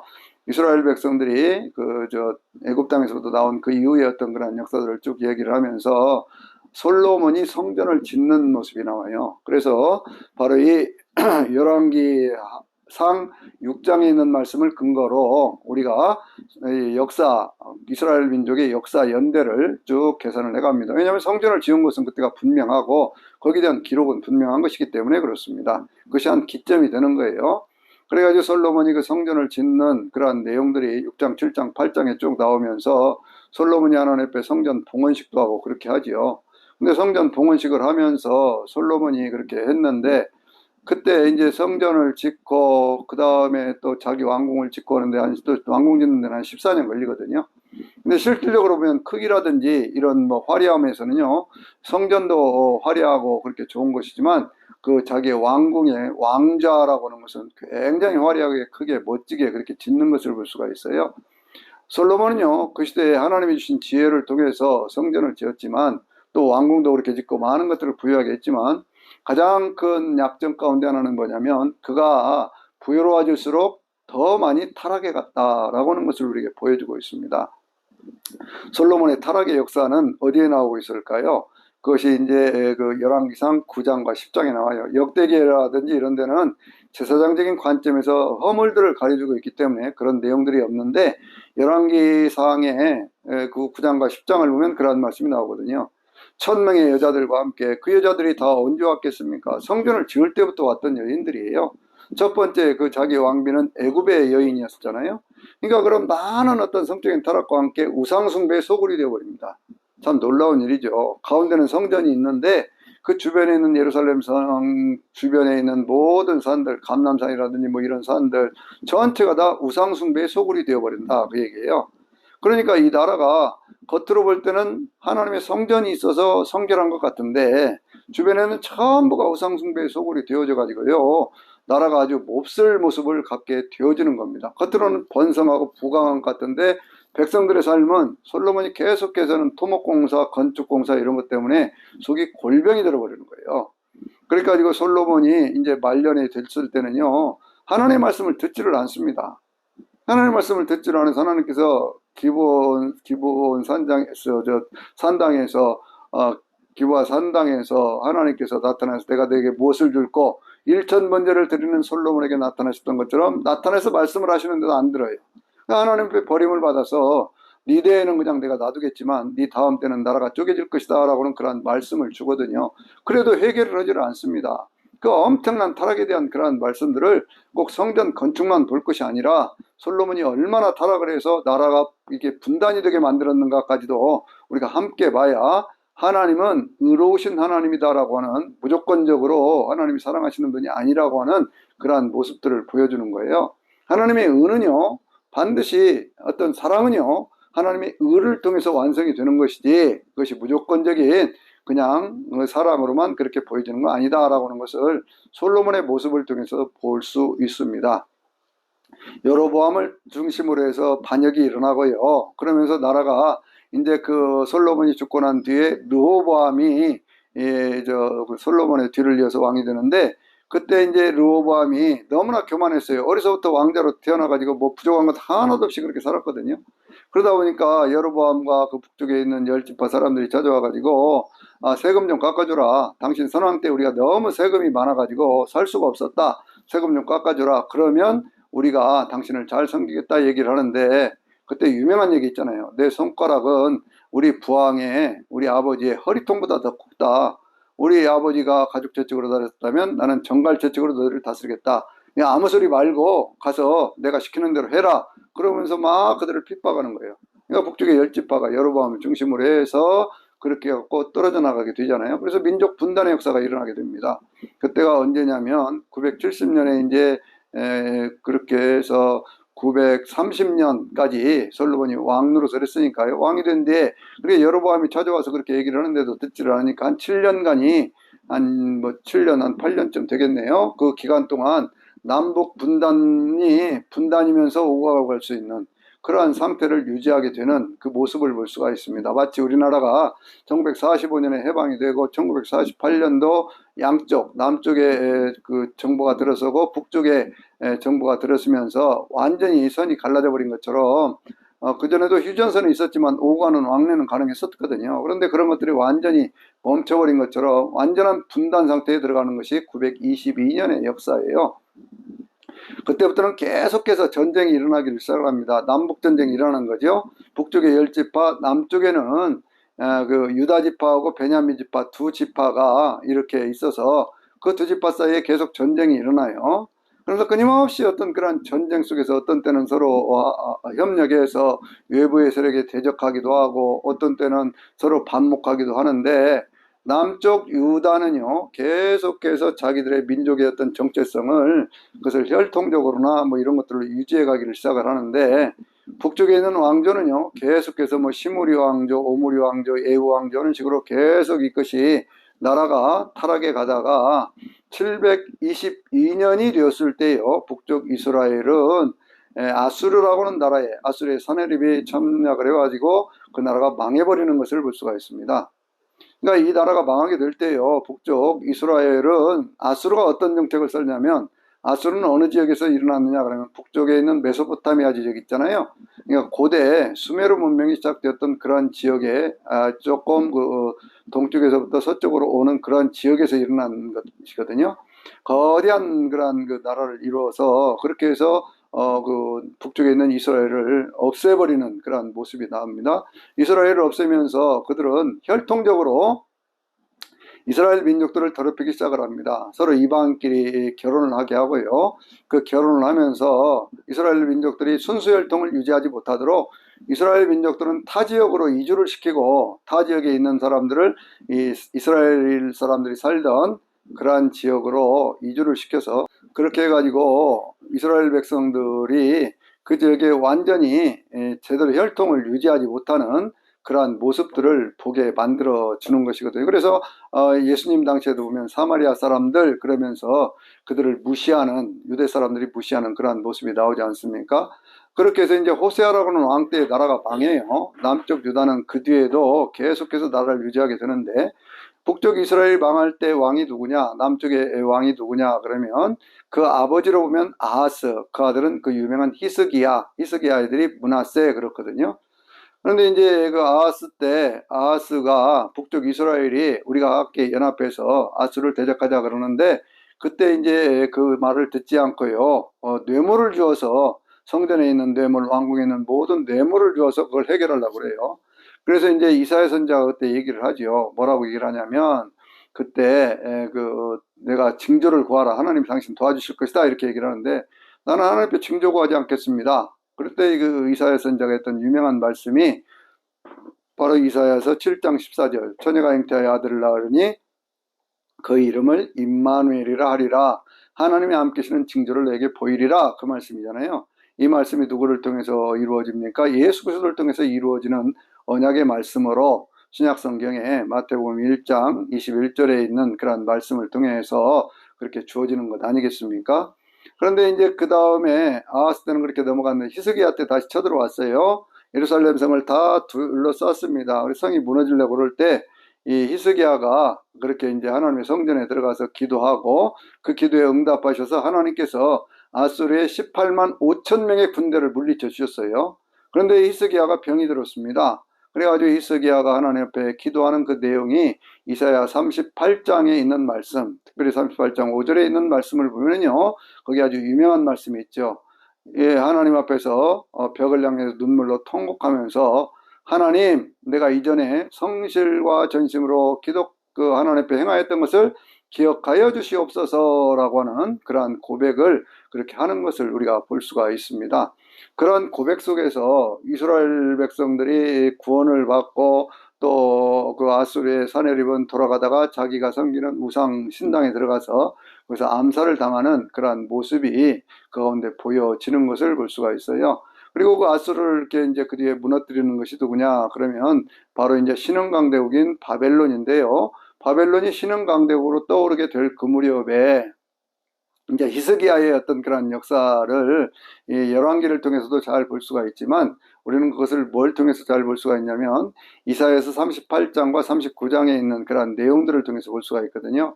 히스기야 병의 고침을 받으면서 바벨론에 사신이 왔습니다. 그러니까 이제 이 히스기야가 자기가 받은 은혜에 대해서 간증을 하는 거예요. 그러면서 왕궁에 있는 보물이라든지 성전에 있는 보물들을 다 보여줬어요. 바벨론 사람들이 욕심이 나지 않았겠습니까? 그러니까 히스기야가 죽고 난 뒤에 북쪽에 있던 바벨론이 계속 강성하기 시작하니까 남쪽에 있는 어디입니까? 애굽이 그 바벨론을 견제하기 위해서 전쟁을 일으키죠. 그런데 그 전쟁이 607년에 일어났던 그러한 전쟁에서 어디가 이기냐면 바벨론이 이기게 돼요. 바벨론이 이기게 되는데 그때 이제 이 이스라엘의 왕들이 판단을 잘못해가지고 애굽의 편을 들다가 거기에 이제 침략을 당하고 처음 포로로 끌려가게 되는 것이 언제냐 그러면 605년입니다. 이것을 바벨론의 1차 침공, 우리가 그렇게 얘기를 하는 것이거든요. 그때 왕이 누구냐? 바벨론의 느부갓네살이에요. 느부갓네살이 와서 그때 포로로 끌려갔던 사람이 누구냐 그러면 다니엘이 아주 대표적인 그러한 인물입니다. 그래서 다니엘은 그때 끌려가가지고 다니엘서를 보면 그 이후에 그 바벨론이 페르시아에 의해서 망하게 되는데 메데 페르시아에 의해서 망하게 되는데 메데 페르시아 시대까지 살면서 그곳에 총리 대신으로 이렇게 있으면서 나이가 들어서 은퇴하고 그다음에 하나님 앞에 기도하다가 어떤 영적인 깊은 은혜를 체험하는 내용들이 다니엘서의 내용으로 그렇게 담겨져 있는 것을 우리가 볼 수 있지요. 605년에만 침공한 것이 아닙니다. 다시 597년에 다시 2차 침공을 하는데 2차 침공을 했을 때가 그때가 이제 누가 끌려가느냐? 에스겔 선지자가 그것을 끌려가게 되는 거예요. 에스겔 선지자가 끌려가면서 그가 이제 그 성벽을 쌓고는 그러한 곳에서 그발강가에서 은혜를 받고 하나님의 종이 되어서 하나님의 환상을 보고 하나님의 보좌를 보고 하는 그러한 모습들, 그 속에서 에스겔서 37장에 마른 땅에서부터 거기에 이제 그 해골 그 골짜기라고 하는 그곳에 많은 군대로 다시 일어서는 이 환상은요, 이스라엘 민족이 망하고 단 다음에, 이게 망할 때는 언제냐면 586년인데 그 이후에 보는 그런 환상입니다. 그리고 이제 47장에 보면 그 성전에 있는 그 성전의 문지방에부터 물이 흘러나와서 그 사해에 있는 모든 진흙벌들을 다 살리는 그러한 모습들을 보게 되어지죠. 이스라엘 민족들은요, 그렇게 하면서 남쪽 유다를 통해서 그 나라를 유지를 하다가 586년에 완전히 나라가 망하면서 성전이 무너지는 그러한 그것을 체험하게 되는 거예요. 그런데 이제 그 시절에 그 에레미야 선지자는 바벨론의 포로로 끌려가면 70년 걸리니 그곳에 땅을 사고 정착하고 해야 된다고 그렇게 얘기를 하는데 그것이 매국노로 이제 인정을 받아가지고 그렇게 해서 에레미야는 나중에 586년에 나라가 망할 때 애굽으로 피신해 갔던 사람들에 의해서 애굽으로 끌려가서 거기서 죽임을 당하는 그러한 모습을 보게 되어집니다. 이 시대의 어떤 그런 역사적인 그 예언자들의 그 모습을 보면요, 이스라엘 민족들이 이 그 나라가 망하기 전, 그러니까 에레미야 북쪽 이스라엘이 망하기 이전에 에레미야 2세라고 하는 사람이 살았을 때가 가장 크게 나라가 부강했던 그러한 시절이에요. 그럴 때 있었던 그 선자가 누구냐 그러면 우리가 잘 아는 아모스, 호세아 같은 선자입니다. 하나님을 깊이 알아야 된다. 하나님의 정의를 행하라. 그래야 너희가 산다. 그렇게 아무리 얘기를 해도 아모스 5장 22절에 뭐라고 말씀했습니까? 정의를 물처럼 공의를 마르지 않는 강물처럼 흐르게 하라. 그렇게 얘기를 하면서 얘기를 하는데도 이스라엘 백성들이 계속해서 어떤 그런 죄를 짓고 있는 거예요. 그러니까 결국 그 나라가 멸망하게 되는 그런 모습들을 보여주고, 그 시대에 또 나라가 망하고 난 다음에 활동했던 그 선자 가운데 하나가 우리가 잘 아는 요나라고 하는 선자잖아요. 요나는 니느웨의 수도였던 아수르의 수도였던 니느웨에 가서 하나님의 복음을 전하라고 얘기를 하니까 요나 입장에서는 기가 막히죠. 자기 나라를 멸망시킨 그러한 나라에 가고 그걸 하라고 그러니까요. 그런데 그 요나를 통해서 전 세계 전 민족을 구원하시려고 하는 하나님의 계획이 그 가운데서도 보여준다라고 생각해 보면 어떤 역사적인 상황 속에 사람들이 생각하는 것으로는 도저히 이해할 수 없는 그러한 일들이 생겨난다, 그런 얘기예요. 어떤 그런 선자들의 어떤 그런 이야기가요. 선자의 시조 그러면 우리가 엘리야, 엘리사 그렇게 얘기를 하지 않습니까? 엘리야, 엘리사의 이야기는 엘리야의 어떤 그런 이야기, 아합 왕 때에 있었던 그런 얘기 아닙니까? 아합이라고는 왕 때에 북쪽에 있었던 그 이스라엘 왕이었던 아합, 그러니까 열왕기상 18장 쪽에 있는 그런 말씀이죠. 거기에 보면 이스라엘 나라에 아합이 이세벨이라고 하는 저쪽 시리아 쪽에 있는 그런 여인하고 이렇게 결혼을 하면서 온 이스라엘 땅이 다시 우상숭배의 소굴이 되거든요. 여로보암 1세가 그 나라를 세웠을 때도 이스라엘 백성들은요, 단과 베델이라고 하는 곳에 금송아지를 세워서 예루살렘에는 성전에 가서 예배하지 말고 이 금송아지 앞에서 하나님을 경배하라 그렇게 해가지고 우상숭배로 물들어버린 그러한 나라가 되었던 거예요. 그런데 그것이 아주 그냥 온 땅을 그렇게 우상숭배로 물들였던 그것이 언제냐 그러면 바로 그 이스라엘 백성들의 역사 가운데서 바로 엘리야 선자가 활동하던 그러한 시절이거든요. 그 시절에 아합 왕이 그러한 일들을 하니까 열왕기상 18장을 보면 그 엘리야의 갈멜산 전투가 있지 않습니까? 갈멜산에서 아합과 아스라의 그 어떤 그런 선자들과 대결을 하면서 영적 대결을 하면서 거기에서 이스라엘 민족들이 우상숭배에 물드는 그것을 막아내는 엘리야의 모습이 보여지죠. 엘리야가 하나님 앞에 애절하게 기도하는 그러한 모습, 하나님 이스라엘 백성들 가운데 하나님을 경배하는 사람들, 그 사람들 가운데 오직 저만 남았지 않습니까? 그렇게 얘기를 할 때 하나님이 뭐라고 말씀하세요? 호렙산 그 속에서 기도하는 그 엘리야에게 너희 외에도 7,000명이 있다라고 말씀하시는 남은 자들의 어떤 그러한 역사, 보이지 않는 그러한 역사가 있다고 하는 것을 하나님이 말씀하시는 모습들이 보여지고 있습니다. 아합이요, 계속 그렇게 살다가 결국 열왕기상 맨 마지막 장에 있는 말씀을 보면요, 거의 전쟁터에서 남쪽의 왕이었던 여호사밧과 연합해서 전쟁을 하다가 거기서 죽임을 당하는 그러한 모습이 나와요. 열왕기하에 있는 그러한 말씀들은요, 엘리야의 승천에서부터 시작을 하고 엘리사의 사역에 대한 그러한 말씀으로 이어져 갑니다. 성경이 다른 책들하고 다른 것이 그거예요. 어떤 내용들이 그냥 어떤 왕이 어쨌다가 아니고 반드시 거기에 평가할 때는 하나님 앞에서 착한 왕이었다, 하나님 앞에서 악한 왕이었다, 그렇게 말씀을 하고 있고, 그 사람들이 어떤 행동에 어떤 그런 것들을 기준을 두고 판단하고 이렇게 할 때는 반드시 하나님께서 어떤 선자들을 통해서 말씀을 하신다는 거예요. 선지자들을 통해서 말씀하시는 그러한 내용들을 통해서 인도함을 받고 그렇게 하면서 이스라엘 민족의 역사가 이루어져 가는 것을 볼 수가 있거든요. 그래서 이제 이스라엘 민족들이 그렇게 쭉 전쟁을 해가고 나라가 망하고 호세아 때 망하고 남쪽 유다가 그게 망해가는 그러한 역사 속에 선자들의 어떤 그러한 모습을 보면은요, 이스라엘 민족들이 포로로 끌려가기 전 그 시대에 있었던 그러한 선자가 남쪽 유다에는 이사야, 미가가 활동을 했고 북쪽에는 호세아라든지 아모스 같은 그런 선자들이 역사를 하고 있었고요. 남쪽 유다의 역사가 이제 완전히 멸망하는 586년 그 무렵에 활동하던 대표적인 선자가 바로 에레미야이고, 그리고 이제 그 오바댜라든지 혹은 뭐 그 스바냐라든지 뭐 이런 선지자들이 전부 그 시절 그 때에 있던 그런 사람들이거든요. 어떤 그런 하박국 같은 그런 선지자라든지 이런 선지자들이 하나님 왜 이렇습니까? 하나님 무엇 때문에 이렇게 하십니까? 라고 하는 그런 탄식을 하는 것은 우리가 뭐 비록 잘못한 것은 있지만 하나님 어째서 우리를 이렇게 망하게 하십니까? 저는 우리를 망하게 하는 저 바벨론은 어떻게 됩니까? 바벨론도 망한다. 바벨론 망한 다음에는 어떻게 됩니까?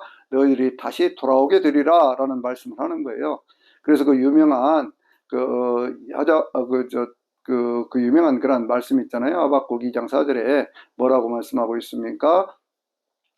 의인은 오직 믿음으로 말미암아 살리라라는 그런 말씀이죠. 이스라엘 백성들이 이제 포로로 끌려갔습니다.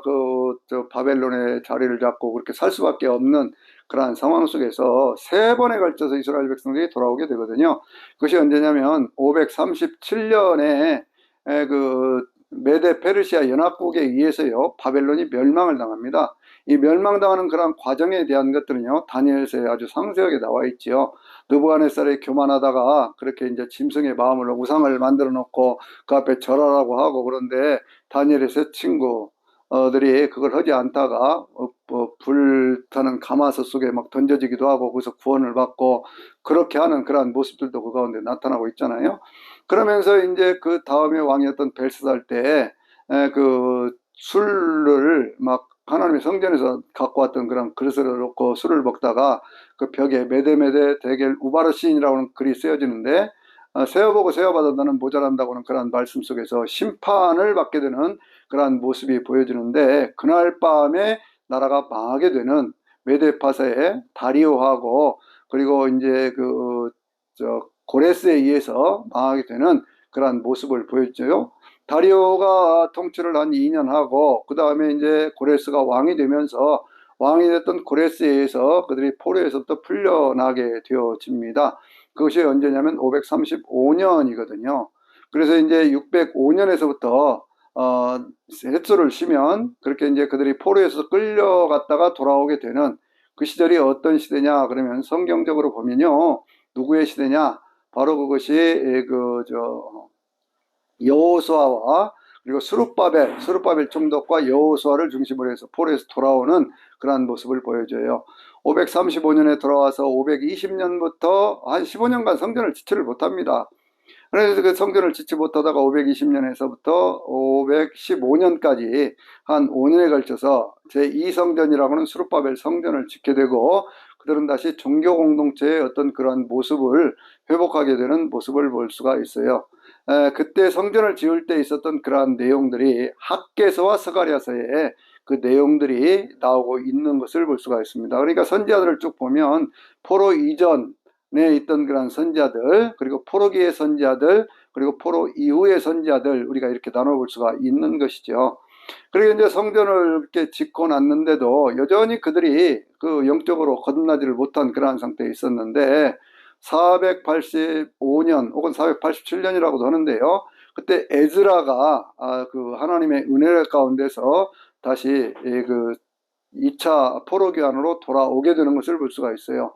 왕에게 큰 소리를 빵빵 쳤지요. 우리 하나님이 우리를 도우심으로 우리는 아무 문제 없이 돌아가게 될 겁니다. 그렇게 얘기를 하고 아하스가 안가에서 금식하면서 하나님 앞에 기도를 했는데 하나님의 선한 손이 그들을 도우심으로 그들이 가나안 땅으로 돌아오게 되었다라고 성경이 말씀하고 있습니다. 그래서 에즈라가 돌아오면서 1장에서 6장까지는 귀환에 대한 이야기, 7장에서부터 12장까지는 돌아와서 하나님의 성전이 있는 그곳에서 성문 그 어귀에서 아주 크게 부흥회를 하는 그러한 모습을 우리에게 보여주고 있어요. 그 에즈라서의 내용은 바로 그러한 내용들이거든요. 그러고 나서 이스라엘 백성들이 계속해서 그렇게 살고 있는데 그때 이제 느헤미야 선지자가 있지 않습니까? 느헤미야 선지자라기보다는 느헤미야 총독이죠. 느헤미야가 그 성중에서 되어진 어떤 그러한 얘기를 듣는데 성전은 있고 그런데 성벽이 없어가지고 이스라엘 백성들이 여전히 예루살렘에서 고생을 하고 있다라고는 그러한 얘기를 듣습니다. 그때가 몇 년이냐 그러면 444년의 이야기예요. 444년에 이스라엘 백성들이 3차 포로 귀환을 하는데 그때 이제 느헤미야가 거기를 돌아오게 되면서 성벽을 쌓지요. 성벽을 쌓으면서 54일 만에 그것을 다 쌓게 되어지는데, 산발랏이라고는 그러한 사람을 중심으로서 굉장히 많은 그러한 방해가 있었음에도 불구하고 많은 분들이 그 성벽을 쭉 쌓아가는, 그러한 모두가 합력해서 그 성벽을 쌓는 그러한 모습을 보여줍니다. 이제 성전이 쌓아지고 성벽이 쌓아졌을 때 에즈라가 거기에서 하나님 앞에 부흥회를 하고 그렇게 하는데, 그런데 이제 그 느헤미야가 고향 그저 뭐라고 할까요? 총독의 임기가 끝나고 다시 귀환하게 되는 그러한 모습이 보여지거든요. 그런데 그때 다시 성전이 타락을 해가지고요, 이스라엘 백성들이 하나님 앞에 헌금도 오지 않고 성전도 돌보지 않고 그렇게 하다 보니까 성전에 있는 모든 제사장들과 레위인들이 다 도망가 버린 거예요. 먹고 살 길이 없으니까요. 그러니까 이제 느헤미야가 다시 총독의 자리로 돌아와 가지고 보니까 그렇게 생겼거든요.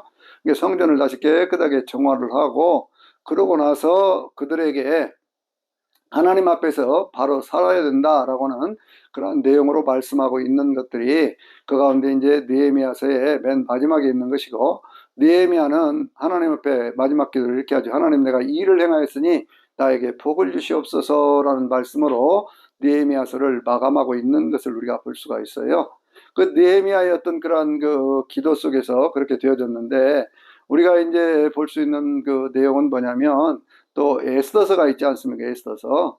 에스더는 이스라엘 백성들이 그 페르시아에서 아직 포로로 붙잡혀 있을 때 그들을 하만이라고 하는 사람이 몰살을 시키려고 하는 그러한 계략을 에스더가 하나님 앞에 내가 죽으면 죽으리라고 3일 금식을 하고, 그러면서 왕의 마음을 돌이켜서 그렇게 해가지고 이스라엘 백성들을 구원하는 불임절의 어떤 그 기원에 대해서 말씀하고 있는 것을 볼 수가 있어요. 404년이 되었습니다. 이때가 언제냐? 말라키 선지자가 활동하던 시절이에요. 말라키 선지자가 활동하던 그러한 시절은 벌써 이제 에즈라가 어떤 그 새로운 어떤 부흥회도 하고 뭐 하던 그러한 시절부터 벌써 한 40년 세월이 흘렀지 않습니까? 그런데 여전히 이스라엘 백성들이 이 타락해가지고 성전을 제대로 섬기지 않는 그러한 모습을 보여주고 있는 거예요. 그 시대는 어떤 시대예요? 바로 그 아직 페르시아 시대거든요.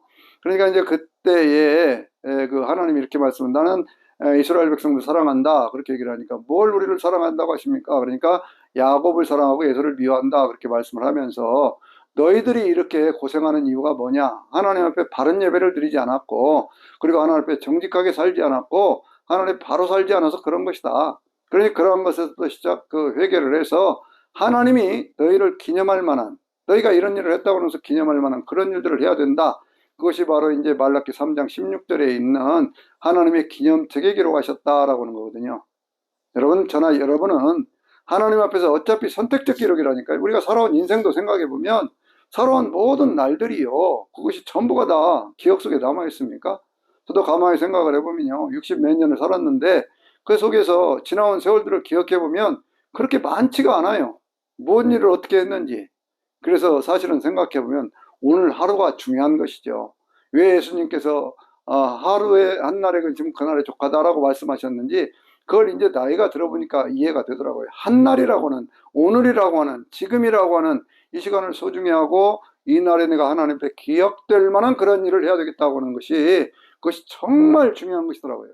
그래서 그런 말씀을 하면서 하나님 앞에 드리는 11조를 통해서 하나님 앞에 그 은혜를 회복하고, 그러면 너희가 열매가 있기 전에 떨어지는 법이 없고 세상 모든 사람들이 너희 땅에 기름지어짐으로 그렇게 해서 하나님 그 땅이 기름지어짐으로 하나님을 믿지 않는 사람들이 너희를 복되다 하리라고 하는 그런 축복의 말씀까지 이렇게 쭉 주시면서, 사장에 있는 말씀이 아주 유명한 말씀 있잖아요. 뭐라고 말씀하고 있습니까? 하나님의 이름을 경외하는 너희에게는 의로운 해가 떠올라서 치료하는 광선을 발하리니 너희가 마치 외양간에서 나온 송아지같이 뛰리라 그러잖아요. 하나님을 경외하는 것, 하나님의 바른 예배를 드리고 바른 믿음의 삶을 사는 것, 그렇게 살면 그렇게 할 것이지만 맨 마지막에 뭐라고 얘기해요? 그렇게 살지 않으면 하나님께서 크고 두려운 심판의 날을 이르기 전에, 하나님의 그 구원의 사자가 이르기 전에 그 길을 예비할 수 있는 사자가 올 터인데, 그게 누구라고요? 바로 엘리야가 올 것이다 이렇게 말씀을 하는 거예요. 그러면 엘리야의 역사는 어떻게 신약에서 이루어질까요? 그것이 마가복음 1장, 그러니까 복음서 가운데 가장 먼저 쓰여진 것이 마가복음인데, 마가복음 1장 1절에 하나님의 아들 예수 그리스도의 복음의 시작 이렇게 하면서 그런데 그 단어도요, 아르케테 이완겔리온 이렇게 시작을 하거든요. 아르케가 시작이라는 거예요. 그러니까 하나님의 시작. 그러니까 시작이라고 하는 단어들이 그것이 어디 어디에 있을까요? 성경을 보면은 창세기에 맨 처음에 베르시트 바라 태초에 맨 처음에, 그 다음에 이제 신약 성경도 첫 출발점이 시작 그렇게 얘기를 하고, 이게 새로운 시작이에요. 그리고 맨 마지막에 천지를 창조하시는 새하늘과 새 땅도, 새라고 하는 것이 카이논이라고는 그러한 단어도 새로운 것, 그런 얘기잖아요. 그러니까 하나님은 항상 새로운 것들을 만들어 가시는 거예요. 그래서 이제 뭡니까 고린도 4장에 보면 우리가 낙심하지 아니하노니, 그러므로 우리가 낙심하지 아니하노니 이는 우리의 겉사람은 날 가져간다고 할지라도 우리의 속사람은 날로 새롭도다 라고 말씀하는 것과 똑같은 그러한 원리가 성경 전체를 관통해가는 원리라고 하는 것이죠. 그런 말씀들을 주면서 성경은, 그러니까요, 구약 성경은 하나님의 어떤 창조의 역사부터 시작을 해서, 그래서 한 민족을 일으켜 갖고 구원해 가시는, 그러면 수없이 많은 어떤 그런 역사들이 이루어지죠. 구약 성경은, 우리가 가지고 있는 구약 성경은 말라기의 역사까지를 얘기를 하고 있지만 그 뒤에 역사가 없습니까? 예수님 시대까지 한 400년의 역사가 있잖아요. 그 400년의 역사를 우리는 신구약 중간기 그러는데, 이 부분의 역사는요, 우리 이 그 성경에는 없지만 캐톨릭에서 보는, 구교에서 보는 그러한 그 공동번역 성경에는 그 내용이 담겨져 있습니다. 그 가운데 가장 그 핵심적인 내용 가운데 하나가 뭐냐면 333년이 되었을 때 알렉산더가 등장을 하지요. 알렉산더가 등장을 해서, 그렇게 해서 이제 어디를 무너뜨리냐 그러면 바로 페르시아를 무너뜨리는 거예요. 그러니까 역사적으로 보면 애굽이 있었고요, 아수르가 있었고요, 바벨론이 있었고요, 페르시아가 있었고요, 페르시아 다음에는 헬라 시대가 있고요, 헬라 시대 다음에는 로마 시대가 있는데, 이 로마 시대가 바로 예수님 당시인 것이거든요. 그러면 이 시대의 역사 가운데 가장 중요한 이야기들이 323년이 되었을 때 알렉산더가 10년간의 전쟁을 통해서 지중해 근동을 다 정복을 하고 인도의 겐지강 있는 데까지, 인더스강 있는 데까지를 가서 거기까지를 점령했다가 풍토병이 걸려서 그냥 젊은 나이에 세상을 떠나지 않습니까? 그 세상을 떠나면서 그 땅을 누가 다 다스려야 됩니까? 라고 얘기를 했더니 거기에 그 너희 중에 힘센 그 장군이 그걸 차지를 해라, 그렇게 얘기를 합니다. 힘 있는 사람이 제일이다 그거지요. 그들 가운데 서로 전쟁이 일어나가지고 카산더라고는 그런 왕이 마케도니아 지역, 그러니까 로마, 그리스가 있는 이 지역을 차지를 하고요. 리스마크스라고는 그런 왕이 소아시라고는 그러한 그 터키 지역, 지금은 투르키에라고 얘기하는 그 지역을 차지를 하고, 그 다음에 이제 셀루커스라고는 그런 그 장군이 그 메소포타미아 지역하고 시리아 지역 그 지역을 차지를 하고, 그리고 이제 가나안 땅 그 지역과 애굽을 프톨레미라고 하는 그런 그 장군이 차지를 하게 됩니다. 거기서부터 이제 그때가 323년이고 계속해서 전쟁이 일어나는 것이 언제까지냐 그러면 160 몇 년입니까? 164년까지 그렇게 전쟁이 일어나는데, 그 가운데 그게 한 150년 전쟁, 우리가 그렇게 얘기를 하는 거예요. 그 전쟁 가운데서 뭐 어떤 일이 일어나느냐 그러면 171년에서부터 164년까지 그게 7년 전쟁인데요. 북쪽에 있는 셀루커스 왕조의 안티오코스 에피파네스 4세라고 하는 그런 왕이 남쪽에 있는 프톨레미 왕조를 거의 다 점령해가는 그러한 역사가 나타나요. 그때 누가 개입을 하느냐 그러면 이 로마가 막 개입을 해 들어오면서, 그러면서 신생국가이지만 이미 셌거든요. 그러니까 이제 그쪽에서 간섭을 하고 막 그렇게 하니까 그렇게 해서 다시 자기 나라로 돌아가게 되거든요. 그러면서 중간에 있는 이 그 가나안 땅에 있던 예루살렘 성전을 중심으로 해서 신앙생활을 하고 있는 이스라엘 민족들을 핍박을 하기를 시작하는 겁니다. 그때 있었던 것이 7년 대환란의 모형이에요. 그 신약 성경에 계시록에 나오는 7년 대환란의 모형인데, 171년에서부터 시작을 했던 그것이 167년, 164년까지 전 3년 반, 후 3년 반 이렇게 해가지고 그게 이루어지는 역사인데, 후 3년 반의 역사 속에서는요, 거기에 아주 그냥 이스라엘 민족들을 거의 말살시키는 그러한 일들이 나옵니다. 그 내용이 다니엘서에는요, 11장에, 10장과 11장에 그러한 내용들을 아주 상세하게, 물론 뭐 비유의 어떤 그러한 말씀들을 통해서 있지만 아주 상세하게 그것을 기록하고 있는 것을 볼 수가 있어요. 하나님의 계시라고 하는 것, 하나님의 역사라고 하는 것이 그렇게 해서 보여진다라고 하는 것이거든요.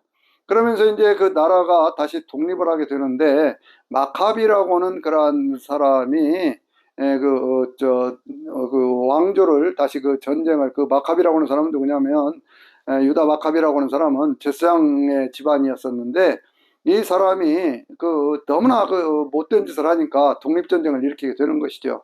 그래서 치열한 전쟁 가운데서 그들이 이 전쟁과 싸움에서 이겨가지고 그렇게 해서 이제 성전을 회복하고 나라를 세우게 되는 것이 바로 BC 164년의 역사예요. 164년에 나라가 세워지면서 처음에는 마카비 왕조 해가지고 한 20년 가다가 하스몬 왕조라고 하는 것으로 명칭을 바꾸면서 그것이 80년의 역사가 갑니다. 그래서 64년에 로마에 의해서 완전 식민지가 되기 전까지 그렇게 해서 그 이스라엘 그 가나안 땅의 역사가 그렇게 이루어져 가는데, 하스몬 왕조 때 그때가 이제 다윗 때보다 더 넓은 영토를 차지를 하게 되고 에돔이라고 하는 곳까지를 이렇게 차지하게 되는 그러한 모습이 나오는데, 이제 그 로마에 의해서 속국이 되어지면서 그때 에돔 출신이었던 헤롯이 분봉왕이 되어서 가나안 땅을 다스리게 되는 그러한 역사가 신약의 어떤 배경이 되는 그러한 역사예요. 하스본 왕조가 시작이 되어졌을 때 거기에서 분파들이 나타나기 시작하는 것이 바로 바리새인이라든지 사두개인이라든지 에세네파라든지 독립운동을 하던 젤로땅이라든지 이런 분파들이 나와서 그것들이 계속해서 로마 시대를 이어가면서 성전 중심의 체제를 이루고 있던 그런 이스라엘 민족들의 지배계급으로 그렇게 활동하는 것을 볼 수가 있습니다. 구약 전체의 역사를요, 제가 간략하게 이렇게 말씀을 드렸지만 기본적으로 어떤 뼈대를 세우고 성경을 보는 것은 중요한 일이에요.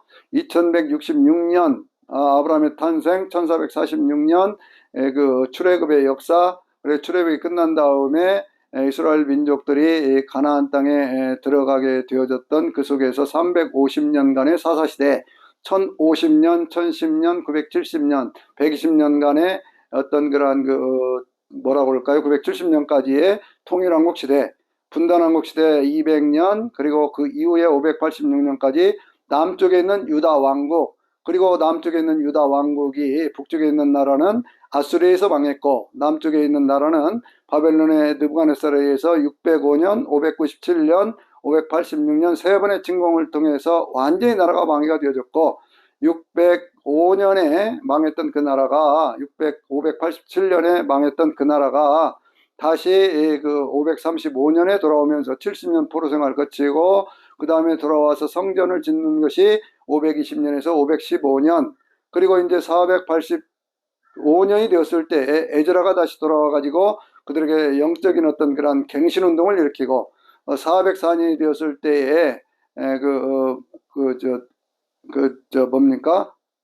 444년이 되었을 때 3차 포로 귀환으로 그 느헤미야가 돌아와서 성벽을 쌓고, 그리고 404년에 그 발락기 선자가 활동을 하면서 신앙생활의 회복을 얘기를 하지만 여전히 회복을 하지 못한 채로 그렇게 살다가 그들이 신구약 중간기라고 하는 그러한 시절에 페르시아로부터 그 헬라에 의해서 나라가 망하게 되고, 또 헬라에 의해서 그들이 침공을 당하면서 엄청난 그러한 고통과 고난의 시절을 겪게 되는 것이 바로 대표적인 것이 171년에서부터 164년까지의 그 역사이고, 그것이 바로 7년 대환란의 모형이라고 하는 것이고요.